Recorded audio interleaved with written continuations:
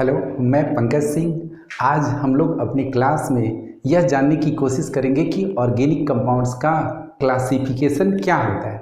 तो सबसे पहले हम लोग यह जानने की कोशिश करें कि हमें ऑर्गेनिक कंपाउंड्स के क्लासिफिकेशन की आवश्यकता क्या होती है, हम क्यों ऑर्गेनिक कंपाउंड का क्लासिफिकेशन करते हैं। तो हम पाते हैं कि ऑर्गेनिक कंपाउंड्स की संख्या बहुत बहुत बहुत अधिक है इनऑर्गेनिक कंपाउंड्स की तुलना में, और वर्तमान समय में नए नए बहुत सारे ऑर्गेनिक कंपाउंड्स तेजी से खोजे जा रहे हैं। अतः ऑर्गेनिक कंपाउंड्स का क्लासिफिकेशन करना हमारे लिए अनिवार्य है ताकि हम ऑर्गेनिक कंपाउंड्स का अध्ययन अपने लिए सुगम बना सकें। तो हम लोग ऑर्गेनिक कंपाउंड्स का क्लासिफिकेशन कई आधार पर कई प्रकार से करते हैं। हम लोग ऑर्गेनिक कंपाउंड का क्लासिफिकेशन मुख्य रूप से निम्न प्रकार से हम करते हैं। हम लोग अपने ऑर्गेनिक कंपाउंड्स का क्लासिफिकेशन व्यापक रूप में निम्न प्रकार से हम करते हैं। सबसे पहले हम लोग देखें तो हम पाते हैं कि ऑर्गेनिक कंपाउंड को हम क्लासिफाई करते हैं open chain compounds, open chain compounds के रूप में, जिसे हम कहते हैं ए साइक्लिक कंपाउंड्स भी कहते हैं, हम जिसे एलिफैटिक कंपाउंड भी कहते हैं। एलिफैटिक कंपाउंड्स भी हम लोग जिसे कहते हैं। ये एक मेरा क्लासिफिकेशन हुआ। हम दूसरा क्लासिफिकेशन देखें तो हम लोग इसको कहते हैं closed chain compounds, closed chain compounds, या हम जिसे कहते हैं साइक्लिक कंपाउंड्स, साइक्लिक कंपाउंड्स। अब क्या है ये ओपन चेन कंपाउंड और क्या है साइक्लिक कंपाउंड्स, हम लोग इसको देखें। तो यदि मेरे पास में कोई ऑर्गेनिक कंपाउंड है, जैसे अगर मैं अपनी एग्जांपल लूं तो जैसे मेरे पास में ये एक ऑर्गेनिक कंपाउंड हो गया। अब इस ऑर्गेनिक कंपाउंड में आप देखेंगे कि इसमें जो कार्बन की चेन है, कार्बन की इसमें जो श्रृंखला है, इसमें ये एक टर्मिनल पोजीशन है और ये एक टर्मिनल पोजीशन है। इसमें कोई चेन नहीं है, बंद चेन इसमें नहीं है।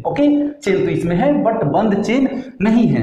तब हम इस प्रकार के क्लासिफिकेशन को क्या कहते हैं, ओपन चेन कंपाउंड कहते हैं। तो हम दूसरी तरफ एक CH2 CH2 CH2 CH2 हम ये एक ऑर्गेनिक कंपाउंड देखें तो इस ऑर्गेनिक कंपाउंड में मैंने क्या देखा कि इसमें कार्बन का जो चेन है यह क्लोज्ड चेन है। तो हम इस प्रकार के ऑर्गेनिक कंपाउंड जिसमें कार्बन की चेन क्लोज्ड हो उसे हम क्लोज्ड चेन कंपाउंड या साइक्लिक कंपाउंड हम कहते हैं। और जिस ऑर्गेनिक कंपाउंड में कार्बन का चेन ओपन हो उसे हम ओपन चेन कंपाउंड कहते हैं। तो बेसिक डिफरेंस आप समझ गए दोनों में क्या है कि वे ऑर्गेनिक कंपाउंड जिसमें कार्बन की चेन ओपन हो, कोई रिंग नहीं हो, उस प्रकार के ऑर्गेनिक कंपाउंड को हम एलिफैटिक कंपाउंड या एसाइक्लिक कंपाउंड कहते हैं। और यदि किसी ऑर्गेनिक कंपाउंड में कार्बन के चेन क्लोज्ड हैं तो हम उस प्रकार के ऑर्गेनिक कंपाउंड का क्लासिफिकेशन क्लोज्ड चेन कंपाउंड या साइक्लिक कंपाउंड के रूप में करते हैं। अब आइए, अगर मेरे पास में ये एक ऑर्गेनिक कंपाउंड है, मेरे पास में ये एक ऑर्गेनिक कंपाउंड है, तो इसमें कार्बन का चेन मैंने बता दिया। ये भी एक मेरा कार्बन का चेन हो गया। आप अगर ध्यान से देखेंगे तो इस कार्बन के चेन में ये भी ओपन चेन है और ये भी ओपन चेन है।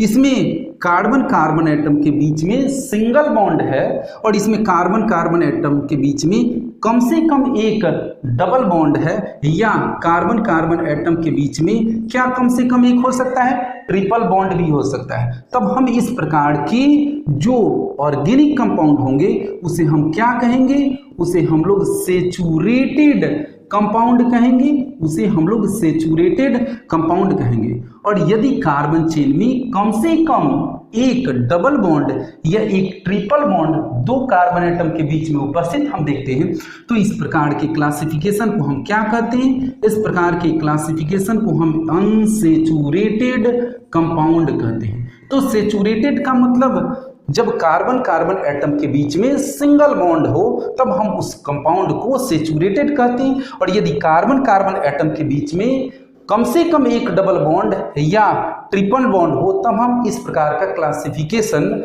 किस रूप में करते हैं, अनसैचुरेटेड कंपाउंड यानी असंतृप्त यौगिक, संतृप्त यौगिक। इतनी बात क्लियर हुई। तो हम लोग बहुत सारे प्रकार के ऑर्गेनिक कंपाउंड को एलिफैटिक कंपाउंड के रूप में पाते हैं। जैसे ये आपका हो गया एल्केन, ये भी एल्केन हो गया, ये एल्कीन हो गया, ये एल्काइन हो गया। अगर हम लोग बात देखें तो मेरा ये एक CH3CH2OH ये एक अल्कोहल हो गया, CH3CHO ये एक एल्डिहाइड हो गया, CH3COOH ये एक कार्बोक्सिलिक एसिड हो गया, CH3CH2CH2NH2 ये जो कंपाउंड हो गया ये मेरा एमीन हो गया। तो हम इस प्रकार के सभी ऑर्गेनिक कंपाउंड जितना भी हम लोग ये देख रहे हैं, इन सभी ऑर्गेनिक कंपाउंड को हम क्लासिफाई करते हैं ओपन चेन कंपाउंड या एसाइक्लिक कंपाउंड या एलिफैटिक कंपाउंड हम कहते हैं। क्यों कहते हैं ये आपको क्लियर हो चुका होगा, क्योंकि वे कंपाउंड जिसमें कार्बन के जो चेन होते हैं वो ओपन होते हैं, कोई रिंग, कोई क्लोज्ड रिंग नहीं पाया जाता है, हम इस प्रकार के कंपाउंड को एलिफैटिक कंपाउंड कहते हैं। ओके, यदि हमारे कंपाउंड में कार्बन चेन में यदि दो कार्बन एटम के बीच में सिर्फ सिंगल बॉन्ड मौजूद हो तो हम इस प्रकार के कंपाउंड्स को सैचुरेटेड कंपाउंड के रूप में क्लासिफाई करते हैं। और यदि कार्बन चेन में कम से कम दो कार्बन एटम के बीच में डबल या ट्रिपल बॉन्ड की हम उपस्थिति पाते हैं तो हम इस प्रकार के ऑर्गेनिक कंपाउंड को अनसैचुरेटेड कंपाउंड कहते हैं। तो हम क्या पाते हैं कि हमारा अल्कोहल हो गया, ये एल्डिहाइड हो गया, कार्बोक्सिलिक एसिड हो गया, एमीन हो गया, ईथर हो गया, कीटोन हो गया, बहुत सारे जितने भी ओपन चेन वाले कंपाउंड है सब इसके कैटेगरी के अंतर्गत आते हैं, जिसे हम सैचुरेटेड या अनसैचुरेटेड हम क्लासिफाई करते हैं। एक और हमारा क्लासिफिकेशन इसमें हम देखें तो हमारा जो कार्बन का चेन है वो स्ट्रेट चेन भी हो सकता है और ब्रांच भी हो सकता है। ओके, जैसे हम लोग अगर देखें तो ये जितना भी मैंने बताया है इसमें कार्बन की चेन स्ट्रेट है, ओके, जिसमें कोई ब्रांचिंग नहीं है। यदि हम अगर देखें तो ये मेरा क्या हो गया, ये मेरा कार्बन का चेन हो गया और ये चेन क्या हो गया, ब्रांच्ड हो गया। ओके, ये मेरा कार्बन का चेन क्या हो गया, ब्रांच्ड हो गया। ओके, अब आप देखिए ये जो एलिफैटिक कंपाउंड होते हैं इसमें कार्बन के चेन स्ट्रेट भी हो सकते हैं और ब्रांच्ड भी हो सकते हैं, जिसको हम पुनः सैचुरेटेड और अनसैचुरेटेड में क्लासिफाई करते हैं, जिसको हम पुनः सैचुरेटेड और अनसैचुरेटेड के रूप में क्लासिफाई करते हैं। यह क्लासिफिकेशन हमारा ठीक वैसे ही है कि कार्बन कार्बन एटम सारे सिंगल बॉन्ड से जुड़े हों तो हम सैचुरेटेड कहते हैं, और यदि हमें कम से कम एक डबल बॉन्ड या ट्रिपल बॉन्ड दो कार्बन एटम के बीच उपस्थिति हम देखें तो हम इसे क्या कहेंगे, हम इसे अनसैचुरेटेड कंपाउंड कहेंगे। तो अब हमारा ये open chain compound, acyclic compound जिसे हम एलिफैटिक कंपाउंड कहते हैं, ये हमारा क्लासिफिकेशन सामान्य रूप में स्पष्ट हुआ। एक और थोड़ा सा बात हमें एलिफैटिक टर्म को लेकर समझना होगा। जो ये एलिफैटिक टर्म है यह एक ग्रीक लैंग्वेज है, एक ग्रीक वर्ड है जिसका मतलब होता है फैट। एलिफैटिक एक ग्रीक वर्ड से रिलेशन रखता है जिसका अर्थ होता है फैट। तो जो प्रारंभ में कुछ महत्वपूर्ण ऑर्गेनिक कंपाउंड इस क्लासिफिकेशन के अंतर्गत पाए गए, कुछ ऑर्गेनिक कंपाउंड जो देखे गए उनको किससे प्राप्त किया गया था, वसा से प्राप्त किया गया था, फैट से प्राप्त किया गया था। अतः ओपन चेन कंपाउंड को हम लोग एलिफैटिक कंपाउंड भी जानते हैं, जबकि हम वर्तमान समय में एलिफैटिक कंपाउंड को हम फैट के सोर्स के रूप में नहीं देखते हैं। ओके, अब आइए हमारा क्लासिफिकेशन जो क्लोज्ड चेन है उस क्लोज चेन को हम क्लासिफाई करें और इसे स्पष्ट करें। तो हमारा क्लोज चेन, जैसे हमारा कार्बन जो है ये एक कार्बन का रिंग हो गया, तो इस कार्बन के रिंग में कोई टर्मिनल पोजीशन नहीं है, कोई एंड पॉइंट नहीं है, ये एक कार्बन का रिंग है। तब हम इस प्रकार के ऑर्गेनिक कंपाउंड को क्या कहते हैं, साइक्लिक कंपाउंड कहते हैं। हम फिर से देखें, ये भी मेरा एक साइक्लिक कंपाउंड हो गया। ओके, ये भी मेरा एक साइक्लिक कंपाउंड हो गया। हम लोग अगर ये देखें, ओके, तो ये भी मेरा एक साइक्लिक कंपाउंड हो गया। अगर हम लोग देखें ये भी मेरा एक साइक्लिक कंपाउंड हो गया। अगर हम ऐसे देखें तो हमारा ये भी एक साइक्लिक कंपाउंड हो गया। ओके, तो हम क्या पाते हैं कि जितने भी ऑर्गेनिक कंपाउंड हमने यहाँ पर दिखाया है, भले आपको इसका नोमेनक्लेचर अभी पता ना हो, नोमेनक्लेचर हम लोग अपने नेक्स्ट क्लास में पढ़ेंगे, लेकिन आपको सिर्फ इसमें एक बात देखकर आइडेंटिफाई करनी होगी कि जितने भी ऑर्गेनिक कंपाउंड है इसमें कार्बन रिंग में मौजूद है, तब हम इस प्रकार के ऑर्गेनिक कंपाउंड को क्लोज्ड चेन कंपाउंड या साइक्लिक कंपाउंड हम कहते हैं। क्लियर इतनी बात। अब हम लोग साइक्लिक कंपाउंड को यानी क्लोज चेन कंपाउंड को दो भागों में पुनः क्लासिफाई करते हैं। आइए हम लोग किस रूप में क्लासिफाई करें, दो भागों में हम लोग इसका क्लासिफिकेशन करते हैं। एक हमारा क्लासिफिकेशन है carbocyclic compounds. Okay, carbocyclic compounds जिसे हम क्या कहते हैं, जिसे हम लोग कहते हैं होमोसाइक्लिक कंपाउंड्स भी हम कहते हैं, होमोसाइक्लिक कंपाउंड्स भी कहते हैं। तो हमारा दूसरा क्लासिफिकेशन क्या है, heterocyclic compounds. Okay, heterocyclic compounds. अब हम लोग ये समझने की कोशिश करें कि हमारे साइक्लिक कंपाउंड में आखिर किस आधार पर होमोसाइक्लिक और हेट्रोसाइक्लिक कंपाउंड के रूप में क्लासिफिकेशन है। तो हम लोग अपने एग्जाम्पल से ये समझ सकते हैं। जैसे देखिए ये एक मेरा क्या है, ये एक मेरा क्लोज्ड चेन कंपाउंड है, ये एक मेरा क्लोज चेन कंपाउंड है। कैसे क्लोज चेन कंपाउंड है, इसमें कार्बन चेन में कोई टर्मिनल पोजीशन नहीं है, कोई किनारा नहीं है, ये एक रिंग है। जिस रिंग में आप सिर्फ और सिर्फ क्या पाते हैं, सिर्फ और सिर्फ कार्बन को पाते हैं, इसलिए इस प्रकार के साइक्लिक कंपाउंड को कार्बोसाइक्लिक कंपाउंड या होमोसाइक्लिक कंपाउंड कहते हैं। तो जब क्लोज्ड चेन कंपाउंड में सिर्फ कार्बन मौजूद हो तो हम इस प्रकार की क्लासिफिकेशन को होमोसाइक्लिक कंपाउंड्स कहते हैं। लेकिन अब इसको हम लोग देखें, मेरे पास में ये एक रिंग कंपाउंड हो गया। ओके, रिंग कंपाउंड हो गया।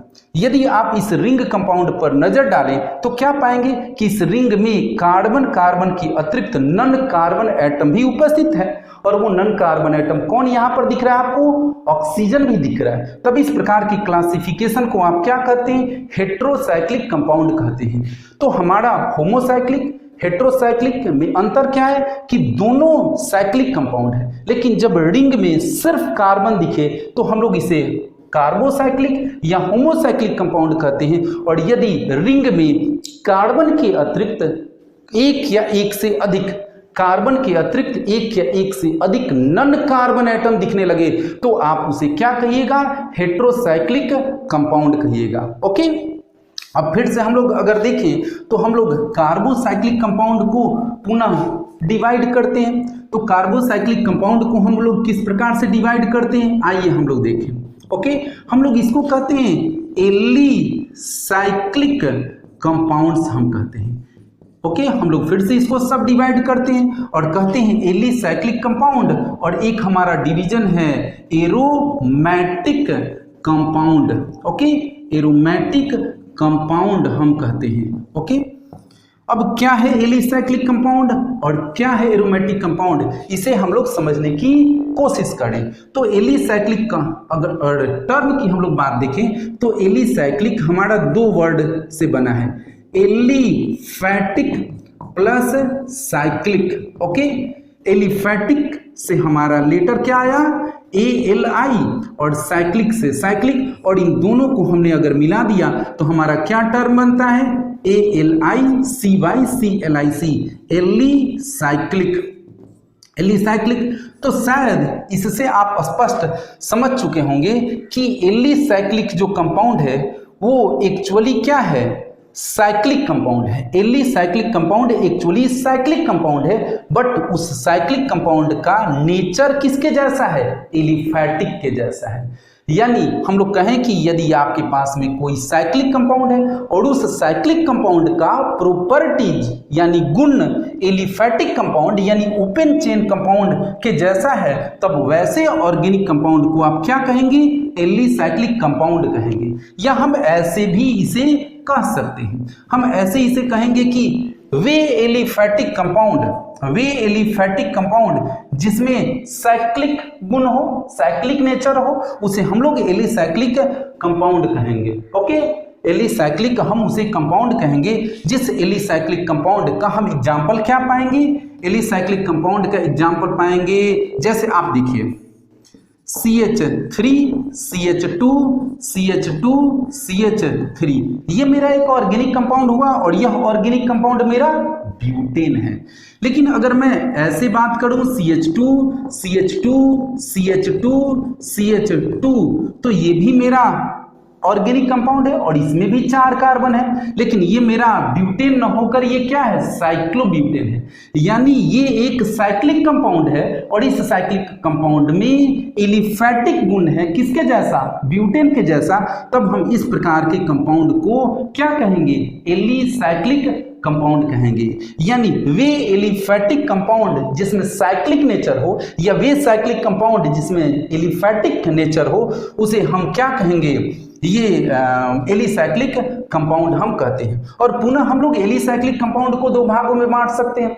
एक को हम लोग कहते हैं सेचुरेटेड और दूसरे को हम कहते हैं अनसेचुरेटेड। जैसे ये मेरा एक एलिसाइक्लिक कंपाउंड हो गया, ओके, ये मेरा एक एलिसाइक्लिक कंपाउंड ये भी हो गया, ओके, और ये भी मेरा एक एलिसाइक्लिक कंपाउंड हो गया, ओके। अब इस एलिसाइक्लिक कंपाउंड में, यानी साइक्लिक कंपाउंड जिसमें एलिफैटिक नेचर है, खुली श्रृंखला वाला कंपाउंड जैसा गुण है, इसमें आप सिर्फ कार्बन कार्बन एटम के बीच में क्या पाते हैं, सिंगल बॉन्ड पाते हैं। तब हम इस प्रकार के क्लासिफिकेशन को हम क्या पाते हैं, सेचुरेटेड एलिसाइक्लिक कहते हैं। लेकिन यदि रिंग में हमारा कम से कम एक डबल बॉन्ड या एक ट्रिपल बॉन्ड हो 2 कार्बन एटम के बीच में, तब हम इस प्रकार के कंपाउंड को किस रूप में क्लासिफाई करते हैं, अनसेचुरेटेड एलिसाइक्लिक कंपाउंड के रूप में क्लासिफाई करते हैं। यानी जिस प्रकार से हमने एलिफैटिक कंपाउंड को सेचुरेटेड और अनसेचुरेटेड कंपाउंड के रूप में क्लासिफाई किया था, उसी प्रकार से हम एलिसाइक्लिक कंपाउंड को भी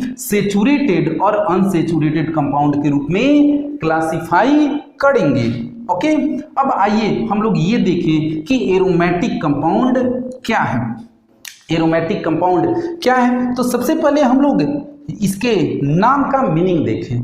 तो एरोमेटिक जो टर्म है, एरोमेटिक जो शब्द है, यह ग्रीक भाषा के एरोमा से रिलेटेड है। यह ग्रीक भाषा के, लैटिन भाषा के एरोमा से रिलेटेड है, जिसका अर्थ होता है सुगंधित। तो प्रारंभिक कुछ ऐसे यौगिक पाए गए, प्रारंभिक कुछ ऐसे ऑर्गेनिक कंपाउंड्स पाए गए जो अत्यंत सुगंधित रहे, और वैसे यौगिकों को किस रूप में क्लासिफाई किया गया, एरोमेटिक कंपाउंड के रूप में क्लासिफाई किया गया। क्योंकि एरोमेटिक का अर्थ होता है सुगंधित। यानी सीधे सीधे अगर हम हिस्टोरिकल अकाउंट देखें, इसके नाम का ओरिजिन का अर्थ देखें, तो एरोमेटिक कंपाउंड का नामकरण वैसे कंपाउंड के रूप में किया गया जो सुगंधित रहे। लेकिन आगे चलकर देखा गया कि बहुत सारे जो एरोमेटिक कंपाउंड रहे, उनमें कोई सुगंध नहीं रहा। कुछ एरोमेटिक कंपाउंड बहुत दुर्गंधित भी पाए गए। अतः वर्तमान समय में हम एरोमेटिक कंपाउंड को सुगंधित कंपाउंड के रूप में क्लासिफाई नहीं करते हैं। तो वर्तमान समय में हमारा एरोमेटिक कंपाउंड क्या है, तो एरोमेटिक कंपाउंड को हम वर्तमान समय में क्या पाते हैं, हम देखते हैं एरोमेटिक कंपाउंड को पुनः 2 भागों में हम क्लासिफिकेशन देखते हैं। एक को हम लोग क्या कहते हैं, एक को हम लोग कहते हैं बेंजीनॉइड, ओके, एक को हम बेंजीनॉइड एरोमेटिक कंपाउंड कहते हैं, ओके, बेंजीनॉइड एरोमेटिक कंपाउंड्स हम कहते हैं, और दूसरे को हम कहते हैं नन बेंजीनॉइड एरोमेटिक कंपाउंड कहते हैं, नन बेंजीनॉइड एरोमेटिक कंपाउंड्स हम कहते हैं। तो आइए हम लोग अब पुनः दोनों को देखें, तब जाकर हम लोगों को एरोमेटिक कंपाउंड्स किसे कहते हैं ये समझ में आ जाएगा। तो सबसे पहले मैं अगर एरोमेटिक कंपाउंड की बात करूं, सबसे पहले अगर मैं एरोमेटिक कंपाउंड की बात करूं, तो हम किस प्रकार के कंपाउंड को एरोमेटिक कंपाउंड कहेंगे वर्तमान समय में? हम देखेंगे कि एरोमेटिक कंपाउंड होने के लिए आवश्यक शर्त क्या चाहिए, तो वह कंपाउंड क्या होना चाहिए? साइक्लिक कंपाउंड होना चाहिए। ओके, वह कंपाउंड क्या होना चाहिए? साइक्लिक कंपाउंड होना चाहिए। दूसरा कंडीशन क्या है कि उस साइक्लिक कंपाउंड में जो रिंग होंगे, उस रिंग में जो एटम होंगे, उस रिंग में जो एटम होंगे, चाहे वो एटम कार्बन हो या अन्य कोई एटम हो, वो सभी एटम जो रिंग में, जो साइकिल में उपस्थित हैं, वो क्या होना चाहिए? sp2 या sp हाइब्रिडाइड होना चाहिए। तो हमारा एरोमेटिक कंपाउंड होने के लिए आवश्यक शर्त क्या है कि पहला कि वो एक साइक्लिक कंपाउंड होना चाहिए। दूसरा शर्त क्या है कि उस साइक्लिक कंपाउंड में जितने भी एटम होंगे वो सभी एटम क्या होना चाहिए? sp2 हाइब्रिडाइड या sp हाइब्रिडाइड होना चाहिए। तीसरा हमारा शर्त क्या होना चाहिए कि वह कंपाउंड प्लेनर होना चाहिए। क्या होना चाहिए?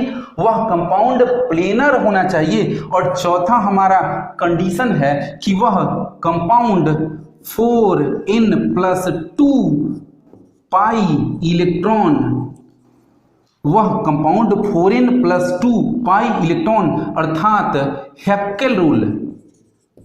हैकेल्स रूल को फॉलो करना चाहिए। फिर से हम देखें क्या है और एरोमेटिक कंपाउंड। तो हमारे लिए यह जानना एकदम अनिवार्य है कि अगर मेरे पास में कोई ऑर्गेनिक कंपाउंड यदि साइक्लिक कंपाउंड है तो कंडीशन एक बनता है कि वह एरोमेटिक कंपाउंड हो सकता है। यदि साइक्लिक कंपाउंड में सभी एटम जो रिंग में उपस्थित हों, यदि वो प्रत्येक एटम sp2 या sp हाइब्रिडाइड हो, तब हमारा ये दूसरा कंडीशन, दूसरा शर्त है।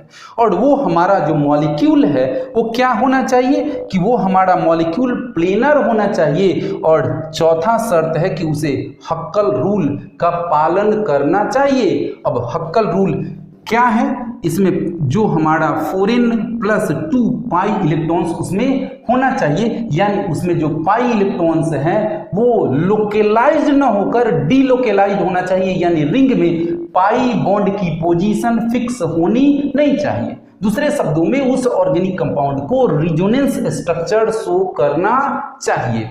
ओके, तो इस प्रकार से यहां पर हम n क्या पाते हैं कि n हमारा रिंग है। n क्या है? नंबर ऑफ रिंग है, जो 0 भी हो सकता है, 1 भी हो सकता है, 2 भी हो सकता है, 3 भी हो सकता है। ओके, तो इस प्रकार से हम हक्कल रूल को पाते हैं। अब हम लोगों का ये जो मैंने कैरेक्टर बताया, इस कैरेक्टर को हम क्या कहते हैं? एरोमेटिसिटी कहते हैं। इस कैरेक्टर को हम क्या कहते हैं? एरोमेटिसिटी कहते हैं। तो अब हम लोग इसका एक अलग टॉपिक बनता है। अगर हम इसको एरोमेटिसिटी को अगर बेहतर तरीके से डिस्क्राइब करें तो हमारा ये जो क्लास है ये लंबा हो जाएगा। ओके, तो हम लोग एरोमेटिसिटी को फिर अगले क्लास में डिफाइन करेंगे। तो हम अब इसको मेंटेन करते हैं एग्जाम्पल के द्वारा। ओके, तो हम एग्जाम्पल के द्वारा मेंटेन करते हैं। तो मैं आप लोगों को ये थोड़ा सा हटा दूं, मैं ये अपनी स्पेस बनाने के लिए मैं इसको थोड़ा सा साइड कर दूं। ओके, अब हम लोग आइए कि बेंजीनॉइड कंपाउंड किसे कहते हैं, ओके, और नॉन बेंजीनॉइड कंपाउंड किसे कहते हैं। तो हम लोग अपने एग्जाम्पल में देखिए, जैसे देखिए हमारा CH CH CH CH CH और मेरा ये CH है। ये इसको आप लोग किस रूप में जानते हैं? इसको आप लोग या में ऐसे भी कहते हैं। ओके, आप लोग इसे ऐसे भी कहते हैं, यानी ये मेरा क्या हो गया? बेंजीन है। तो ये बेंजीन जो है ये क्या है? साइक्लिक कंपाउंड है। ये बेंजीन जो है ये एक साइक्लिक कंपाउंड है और इसमें प्रत्येक कार्बन एटम क्या है? sp2 है। इसमें प्रत्येक कार्बन एटम क्या है? sp2 हाइब्रिडाइड है। ओके, तो ये बेंजीन जो है पहली कंडीशन को फुलफिल करता है जो कि साइक्लिक कंपाउंड है। दूसरा कंडीशन फुलफिल करता है कि इसमें इच कार्बन एटम क्या है, sp2 हाइब्रिडाइज है। और तीसरा कंडीशन को भी ये फुलफिल करता है कि ये जो मॉलिक्यूल है ये प्लेनर है। अब चौथा हमारा हैकेल रूल ये देखा जाए कि ये फुलफिल करता है कि नहीं। तो हम लोग इसको 4n+2 के रूप में पाई इलेक्ट्रॉन्स को देखेंगे तो हमारा n इसमें क्या है, रिंग 1 है। तो हमारा 4n+2 क्या होना चाहिए, पाई इलेक्ट्रॉन होना चाहिए हैकेल रूल के अनुसार। ओके, तो हमारा 4 हो गया, इन रिंग की संख्या को बताता है। तो 4 × 1 और जोड़ 2।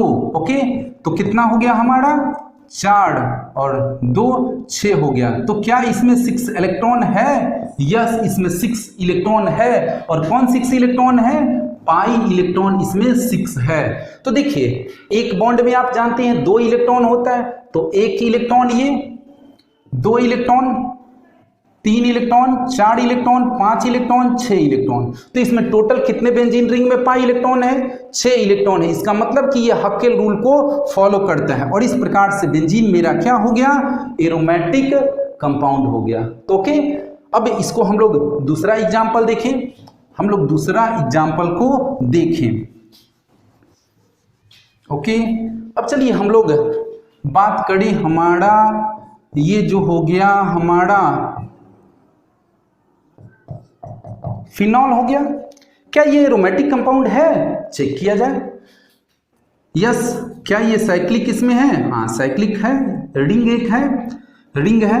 क्या इसमें सभी कार्बन एटम रिंग के हैं जी, sp2, यस सब इसमें है रिंग sp2। क्या ये प्लेनर है, यस ये प्लेनर है।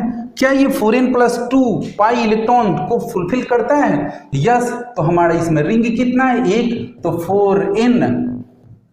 4n+2 पाई इलेक्ट्रॉन इसमें होना चाहिए, यानी हैकेल रूल के अनुसार 4n+2 पाई इलेक्ट्रॉन होना चाहिए। तो इनका मान यानी रिंग का मान इसमें 1 है, तो 4 × 1 जोड़ 2 पाई इलेक्ट्रॉन इसमें होना चाहिए।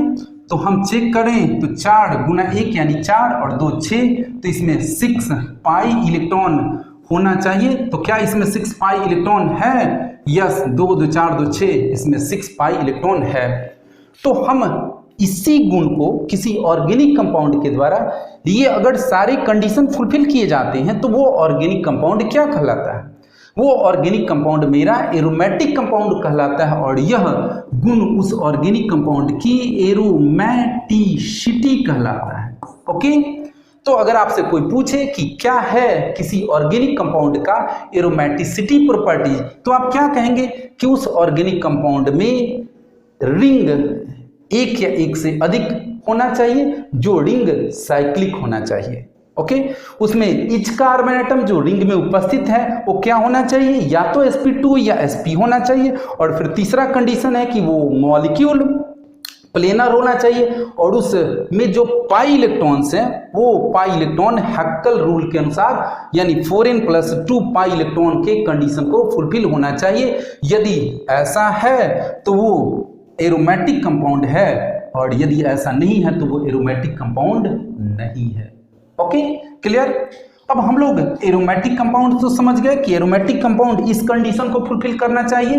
अब हम लोग एरोमेटिक कंपाउंड को बेंजीनॉइड एरोमेटिक कंपाउंड और नॉन बेंजीनॉइड एरोमेटिक कंपाउंड के रूप में क्लासिफिकेशन देते हैं। तो बेंजीनॉइड एरोमेटिक कंपाउंड किसे कहते हैं, वे एरोमेटिक कंपाउंड जिसमें कम से कम एक बेंजीन रिंग हो, वे एरोमेटिक कंपाउंड जिसमें कम से कम एक बेंजीन रिंग हो, उसे हम लोग क्या कहते हैं, बेंजीनॉइड एरोमेटिक कंपाउंड कहते हैं। लेकिन यदि हमारे पास कोई एरोमेटिक कंपाउंड है जो इस कंडीशन को फुलफिल तो करता है लेकिन उसमें बेंजीन रिंग नहीं है, इस कंडीशन को फुलफिल करता है लेकिन वो बेंजीन रिंग नहीं है, तब उस प्रकार के ऑर्गेनिक कंपाउंड को हम क्या कहेंगे, उस प्रकार के ऑर्गेनिक कंपाउंड को हम लोग नॉन बेंजीनॉइड ऑर्गेनिक कंपाउंड कहेंगे। जैसे अगर हम लोग बात देखें तो हम एक कंपाउंड की बात करें, हमारा ये एक कंपाउंड हो गया। ओके,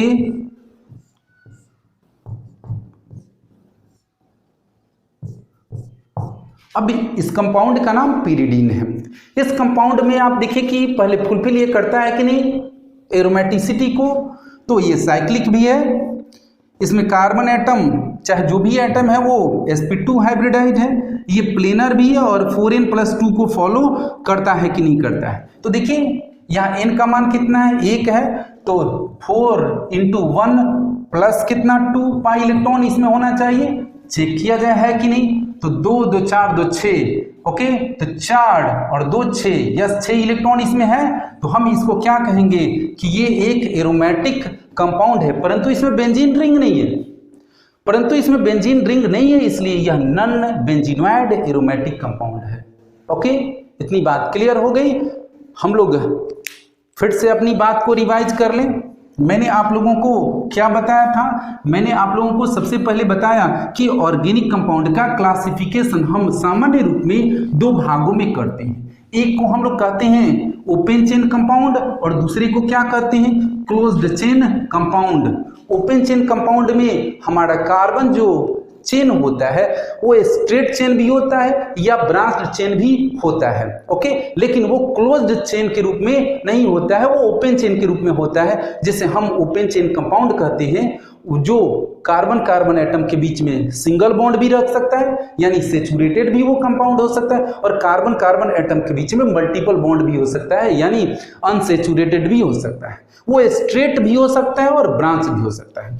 अब फिर से हम लोग इधर की ओर आए तो क्लोज चेन कंपाउंड को हम लोग कितने भागों में बांटे और किसे कहते हैं क्लोज चेन, वे कंपाउंड जिसमें कार्बन के रिंग क्या होते हैं, क्लोज्ड होते हैं, उसे क्लोज चेन कंपाउंड कहते हैं। फिर हम लोग उसको कितने भागों में बांटे, 2 भागों में। एक को हम लोगों ने क्लासिफाई किया कार्बोसाइक्लिक और दूसरे को हेट्रोसाइक्लिक। कार्बोसाइक्लिक जिसे हम होमोसाइक्लिक भी कहते हैं, उसके रिंग में सिर्फ कार्बन की उपस्थिति होती है, और हेट्रोसाइक्लिक में कार्बन के अतिरिक्त नॉन कार्बन एटम की भी उपस्थिति होती है। अब आइए हम लोग होमोसाइक्लिक कंपाउंड को यानी कार्बोसाइक्लिक कंपाउंड को पुनः 2 भागों में बांटे, एलिफैटिक तथा एरोमेटिक। एलिसाइक्लिक तथा एरोमेटिक। एलिसाइक्लिक वे साइक्लिक कंपाउंड है जो है तो साइक्लिक कंपाउंड, परंतु उसका प्रॉपर्टीज किसके जैसा है, उसका प्रॉपर्टीज एलिफैटिक जैसा है, ओपन चेन के जैसा है, उसे हम लोग एलिसाइक्लिक कंपाउंड कहते हैं, जिसे हम लोग ओपन चेन तथा क्लोज चेन के रूप में, जिसे हम लोग सेचुरेटेड तथा अनसेचुरेटेड के रूप में फर्दर डिवाइड करते हैं। हम लोग अब पुनः देखें एक क्लासिफिकेशन मेरा एरोमेटिक कंपाउंड।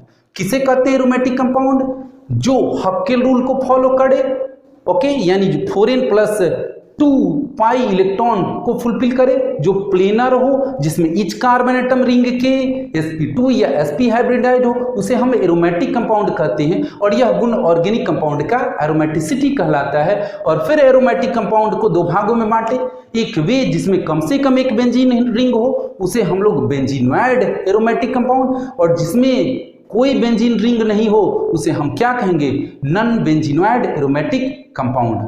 तो मुझे उम्मीद है कि मैं ये मोटे तौर पर ऑर्गेनिक कंपाउंड का क्लासिफिकेशन समझाने में सफल रहा। यदि कोई दिक्कत हो तो आप मुझे कमेंट करके पूछेंगे। तब तक के लिए धन्यवाद आपका। जय हिंद, जय भारत।